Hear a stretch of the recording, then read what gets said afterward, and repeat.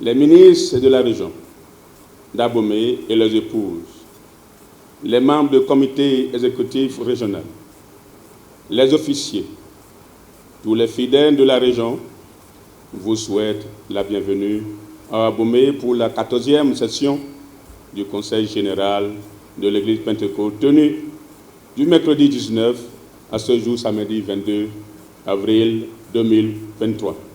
Sentez-vous comme chez vous et que le Saint-Esprit vous conduise pour le plein succès des travaux. Shalom, que le Seigneur vous bénisse. Amen. 31 affectations, 7 appelés et postés. Création de 7 nouveaux districts et d'une seule région.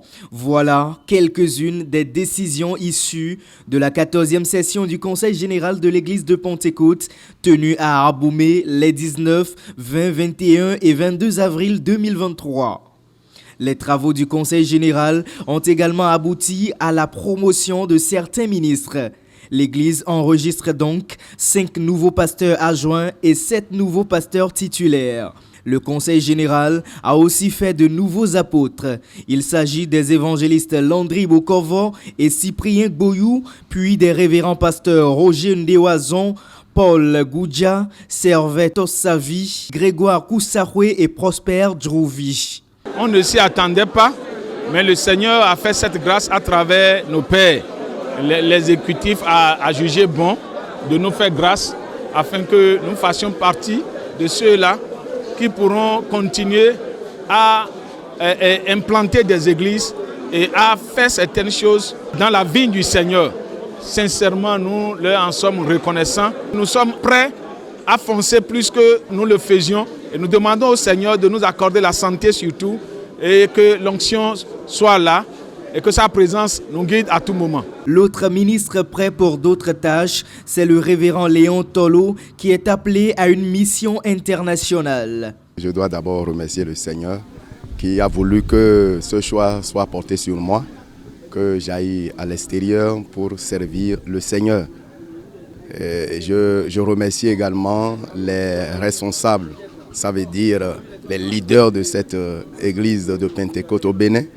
Et je vais nommer le bureau exécutif, je vais aussi nommer le président de cette église et le secrétaire général et le directeur de la mission.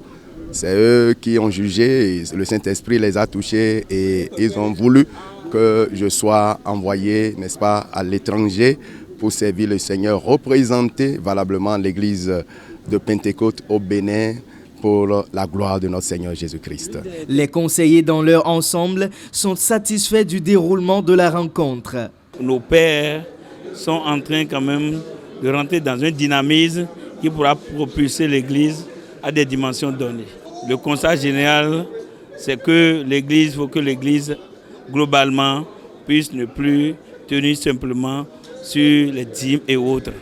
Qu'on arrive quand même à plus entrer dans une diversité d'activités pour pouvoir supporter la charge de l'Église.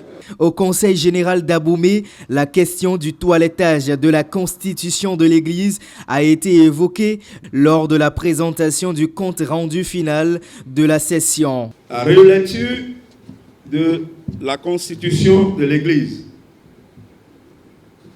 elle sera faite au cours de cette année. À ce propos, l'avis des conseillers est favorable. Elle est capitale, cette révision, parce que quand nous lisons notre constitution, elle a fait son temps, il faut qu'on la révise pour réactualiser par rapport et s'accommoder aux réalités actuelles.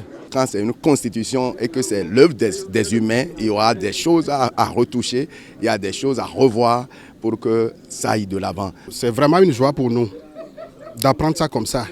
Et que c'est décidé que cette année, en 2023, il y aura de toilettage au niveau de la constitution de l'Église. C'est très heureux.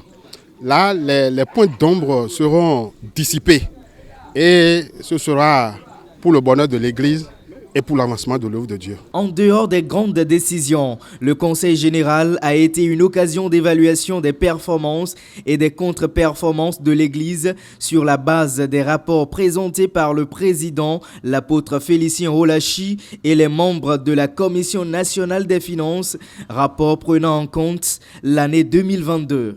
Il faut noter pour finir que le frère Marcel Pogozan est nommé directeur de l'audit interne.